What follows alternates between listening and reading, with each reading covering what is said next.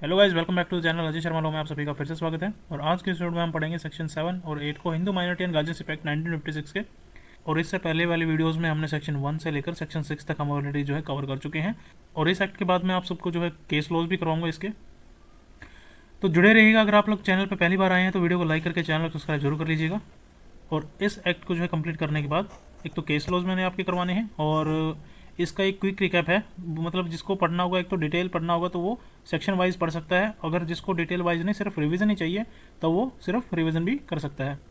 तो चलिए शुरू करते हैं आज की वीडियो को। सेक्शन 7 और 8 of Hindu minority and guardianship act. Section 7 of Hindu minority and guardianship act हमें बताता है नेचुरल गार्जियनशिप ऑफ अडॉप्टेड सन, यानी जो नेचुरल गार्जियनशिप है अडॉप्टेड सन की वो किसके पास होगी। आइए इसको एक बार ब्रैकेट के थ्रू देख लेते हैं। Natural guardianship of adopted son, who is a minor passes on adoption to the adoptive father and after him to the adoptive mother। नेचुरल गार्जियनशिप यानी जो है legal authority to take care of the child, उसकी education, property, उसकी जो है person, यानी पर्सन मीन्स उसकी हेल्थ जो है उसको, यानी बॉडी उसकी, उसको मेंटेन करके रखना। उस बेसिकली उसका जो वेलफेयर है, हेल्थ एंड वेलफेयर, और उसकी एजुकेशन और प्रॉपर्टी, तीनों चीज़ों को मेंटेन करना और उसके हित में कार्य करना। और ये सब जो है नेचुरल गार्जियनशिप जो है करेंगे। और अडॉप्टेड सन के जो है कौन होंगे नेचुरल गार्जियनशिप, वो इसमें बताया गया है। The natural guardianship of an adopted son who is a minor passes. Basically section 7 हमें बताता है कि जो नेचुरल गार्जियनशिप है अडॉप्टेड सन की वो किस तरह से होगी। अगर कोई माइनर अडॉप्टेड सन है तो उसकी नेचुरल गार्जियनशिप अडॉप्शन के बाद सबसे पहले अडॉप्टिव फादर, यानी अडॉप्शन के बाद बच्चे का जो नेचुरल गार्जियन जो है वो अडॉप्टेड फादर होता है। उसके बाद अडॉप्टेड जो है मदर होती है। अगर अडॉप्टेड फादर नहीं रहे या तो उनकी डेथ होगी या फिर इनकैपेसिटी होगी तो उसके बाद जो है, यानी जो फादर है उनके बाद अडॉप्टेड मदर होगी, नेचुरल गार्जियनशिप जो उसको दी जाएगी अडॉप्टेड चाइल्ड केस में। यानी फर्स्ट प्रायोरिटी जो है अडॉप्टेड फादर को दी जाएगी एंड देन मदर को। सेक्शन 8 में हमें बताया है कि पावर्स ऑफ नेचुरल गार्जियन, यानी नेचुरल गार्जियन जो है फादर मदर के जो लीगल पावर्स हैं वो क्या है, इस सेक्शन में बताया गया है। सेक्शन 8 में सबसेक्शन 1 में बताया है कि the natural guardian of a Hindu minor has power to do all acts which are necessary और reasonable and proper for the benefit of the minor. यानी जो नेचुरल गार्जियन है उनको जो है माइनर के फ़ायदे के लिए वो सारे नेसेसरी और रीजनेबल जो है काम जो है वो कर सकते हैं। उनको जो है यहाँ पर पावर दी गई है। जैसे चाइल्ड की एजुकेशन, मेडिकल ट्रीटमेंट, प्रॉपर्टी का जो है प्रोटेक्शन और एस्टेट यानी प्रॉपर्टी या इनकम को मैनेज करना, इस केस में वो कर सकते हैं। और फॉर द रियलाइजेशन, प्रोटेक्शन और benefit of the minor estates, यानी जो गार्जियन माइनर की जो प्रॉपर्टी है उसको रिकवर कर सकते हैं, प्रोटेक्ट कर सकते हैं और प्रॉफिट के लिए यूज़ कर सकते हैं। बस जो कंडीशन क्या है, माइनर के बेनिफिट यहाँ पर होना चाहिए। यानी जो कंडीशन यहाँ पे बताई गई है वो माइनर का बेनिफिट होना चाहिए यहाँ पे। But the guardian can in no case, यानी जो गार्जियन माइनर को पर्सनल कॉन्ट्रैक्ट यानी पर्सनल लाइबिलिटी में कभी भी बाइंड नहीं कर सकता। फॉर एग्जाम्पल जैसे कि गार्जियन अपना जो है पर्सनल लोन लेकर बोले कि जो है चाइल्ड वो उसको पे करेगा, तो इस केस में वो ऐसा नहीं कर सकता। और यदि वो कोई माइनर के नाम से पर्सनल गारंटी वगैरह देता है तो वो भी यहाँ पे नहीं दे सकता। ये दोनों इसके एग्जाम्पल हो गए। Subsection 2, the natural guardian shall not without the previous permission of the court. Court की पहले से परमिशन लिए बिना गार्जियन कुछ जो है काम नहीं कर सकता। मोर्टगेज और चार्ज और transfer by sale, gift, exchange और otherwise any part of the immovable property of the minor, यानी जो गार्जियन है माइनर का उसकी इमूवेबल प्रॉपर्टी यानी जो लैंड, हाउस है, ये सब है, इनको मोर्टगेज, चार्ज, सेल या फिर गिफ्ट या फिर एक्सचेंज जो है वो कोर्ट की परमिशन के बिना नहीं कर सकता। क्लोज बी हमें बताता है कि lease any part of such जो property for a term exceed 5 years. Guardian 5 साल से ज़्यादा के लिए जो है लीज नहीं दे सकता बिना कोर्ट की परमिशन के। यहाँ पर बताया गया हमें। और of a term extending more than 1 year beyond the date on which the minor will attain majority. और अगर माइनर 18 साल के होने के 1 साल बाद तक जो है लीज जो है वो जा रही हो तो कोर्ट की जो परमिशन यहाँ पे ज़रूरी है। Subsection 3, any disposal of immovable property in contravention is voidable.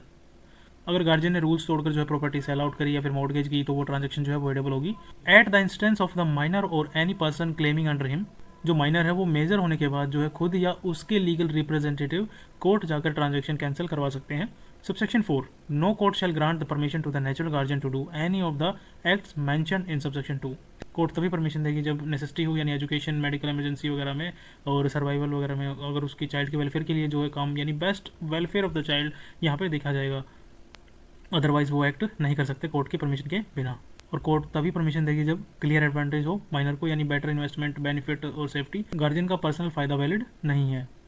यानी एक्सेप्शन किस किस के हो गए, एक तो नेसेसिटी यानी वहाँ पे बहुत ही ज़्यादा ज़रूरत थी, और एडवांटेज ऑफ द माइनर यानी जो माइनर है उसके वेलफेयर के लिए हमने पढ़ा यहाँ पे। आइए देख लेते हैं हम सबसेक्शन 5 क्या कहता है? The guardian and wards act 1890 shall apply as if it were an application under section 29 of that act.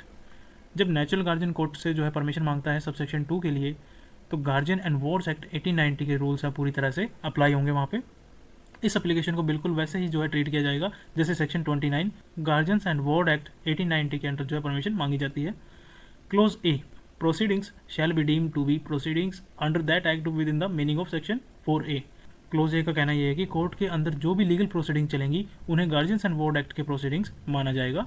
Close b, the court shall observe the procedure and have the powers specified in subsection powers specified in section 31। Clause court जो section 31 के procedure जो है follow करेगी और वो powers use करेगी।